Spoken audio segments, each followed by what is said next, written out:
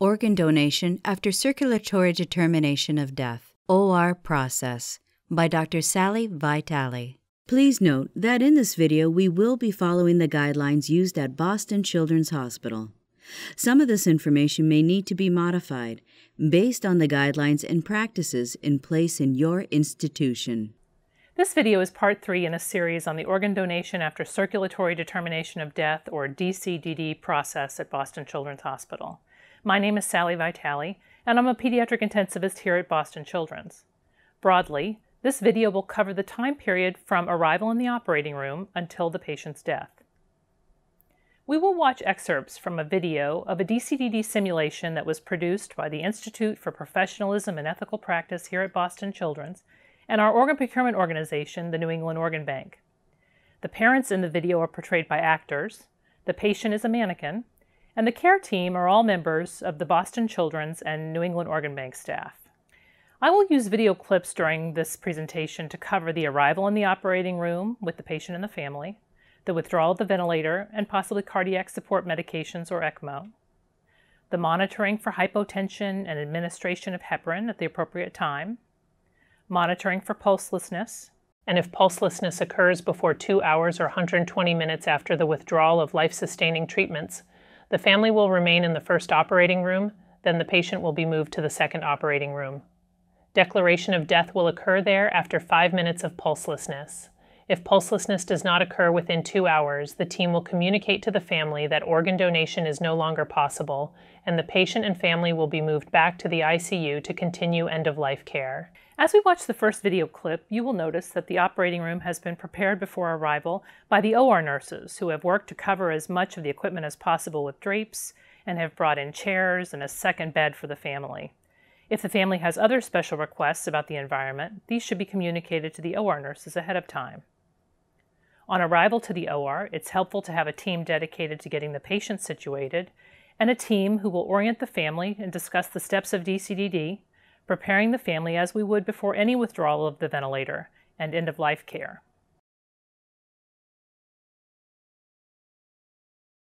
I'm going to show you.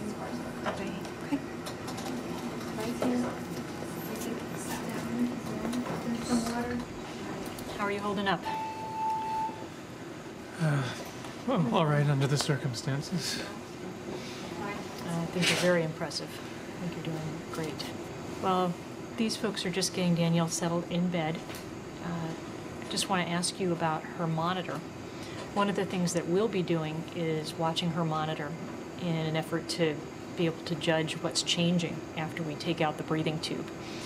And we expect her oxygen levels to change and her heart rate to change and her blood pressure. And that's our job, to look at those monitors. Now, you've seen those in her room for the past 5 days. And so one of the things that I would ask you is, do you want to be able to see that monitor to see what we're seeing? Or shall we just turn that away and we'll look at it, but you can focus on Danielle? I think I'd like to watch. I'd like to know. I just want to know right away, I think. Yeah, I feel the same way. Yes, I think we'd like to have the monitor then. Okay.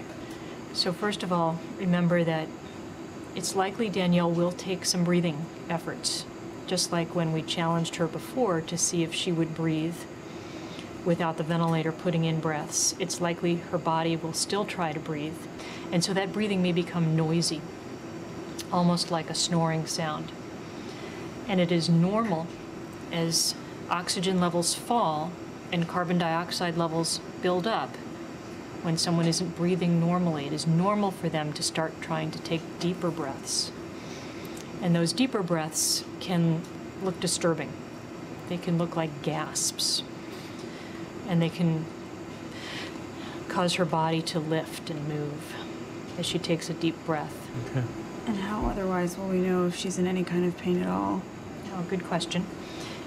We're going to give her some analgesic, some morphine, and some sedation with midazolam before we take the breathing tube out. Okay? So we can be absolutely certain that she's not experiencing any discomfort or any pain. Okay. Good.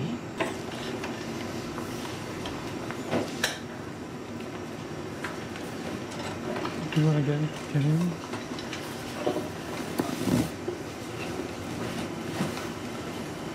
Can I come around this side?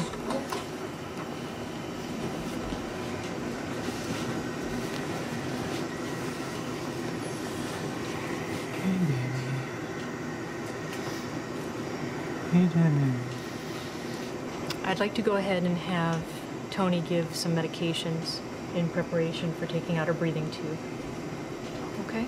Yeah. After the ventilator and any cardiac medications or ECMO have been withdrawn, the team will continue supporting the family, including any plans for prayers, music, or other requests that might have been discussed ahead of time, monitoring for signs of discomfort in the patient and treating with the appropriate medications, monitoring for hypotension and delivering heparin according to the DCDD protocol, monitoring for pulselessness with the arterial line waveform, or by a cardiologist performing an echocardiogram to determine whether the heart is ejecting blood if there is no arterial line, and also documenting the exact time of pulselessness. If the pulseless arrest occurs within 2 hours or 120 minutes, the family will say their final goodbyes, and the patient will be transported to the second OR. The ICU physician will continue monitoring for the pulselessness and declare death in the second operating room when 5 minutes have elapsed without a spontaneous return of pulses. Organ procurement will commence, and the ICU physician will communicate to the family that the patient has been declared dead. If the patient does not progress to pulseless within 2 hours or 120 minutes of withdrawal of the ventilator, the ICU team will communicate to the family that the patient cannot donate organs, and the patient and family will be moved back to the ICU to continue end-of-life care. If the patient becomes an organ donor, the family may wish to spend more time with the patient's body after death. This can be arranged to occur back in the ICU after the organ recovery surgery. This concludes Part 3 of the video series on DCDD at Boston Children's Hospital. Any questions about this material can be directed to your unit clinical or nursing director, or to the Organ Donation Oversight Committee representatives from your unit.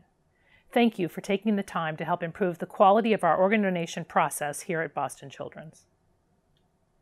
Please help us improve the content by providing us with some feedback.